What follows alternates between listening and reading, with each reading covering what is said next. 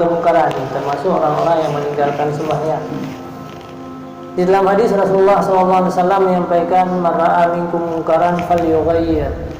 Barang siapa yang melihat kemungkaran, maka kewajiban bagi orang Islam untuk mencegah kemungkaran tersebut. Wal falyughayyir biyadihi yang pertama. Maka dalam kitab Tanwirul Qulub, Syekh Muhammad Amin Al-Qurdi, beliau mentafsirkan hadis tersebut. Makna biyadihi ialah kan kewajiban bagi kitanya memandu perorangan, tapi bagi pemimpin yang punya syaukah, punya kekuatan. Jadi yang mencegah dengan kekerasan, yang mencegah dengan kekuatan adalah orang-orang yang punya wewenang. Dalam halnya adalah pemerintah, polisi, tentera. Fa'in lam yastati', apabila tidak sanggup lagi katanya sirap penceramah, tungku ulama, mana mungkinlah dia cegah kemungkaran yang jir kepada fitnah, lebih raya kepada fitnah. Fa'in lam yastati' fa bi lisanihi, maka ulama kaglah gaya dengan Allah dikala gaya menyampaikan lewat mimbar, menyampaikan lewat ceramah, lewat khutbah, lewat majlis-majlis taklim. Yang katanya orang sampaikan yang kena. Jadi yang biadihi mana? Pemerintah tidak melaksanakan mencegah kemungkaran yang ada dalam masyarakat yang hukumnya berdosa.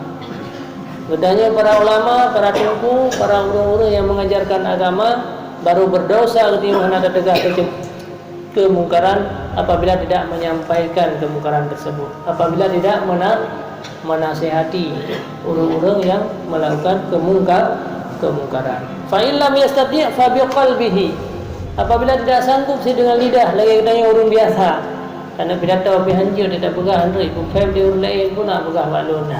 Cara lun mengata anak-anak apa pirona saya dah dukun yang kemungkaran, tapi hana mungkin dah sampaikan, hana mungkin dengan syaukah, hana mungkin dengan lidah.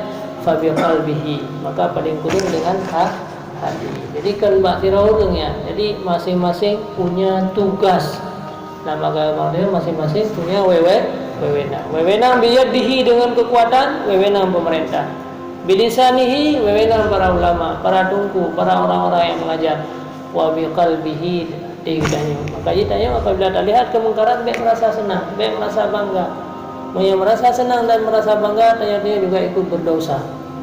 Akan tetapi fa biqalbihi, benar rasa dalam hati dia benci. Nah, orang yang nak sembahyang, baik benci ke orang, tapi benci kepada perbuatan mereka. Dikala orang sembahyang tengok, katanya akan kembali merasa senang katanya terhadap orangnya. Yang biasanya benci ke orang, sehingga tak pegang-pegang terus kan tanda dia benci ke orang. Dia orang je nak rumah di samping masjid, hendak kerja ke masjid pun 3 habis. Itu bukan nasihat, tapi itu merupakan ubat, itu merupakan kejahatan. Jadi beda-beda. Nampak je nya sama nasihat, tetapi kadang-kadang itu merupakan kejahatan. Tetapi yang nya nasihat disampaikan melalui ceramah, tanya harus tajam masjid dan sebagainya dan sebagainya. Kira-kira demikian cara untuk mencegah daripada kemungkaran. Jil dari ini ada habis sangat hijau, anjir.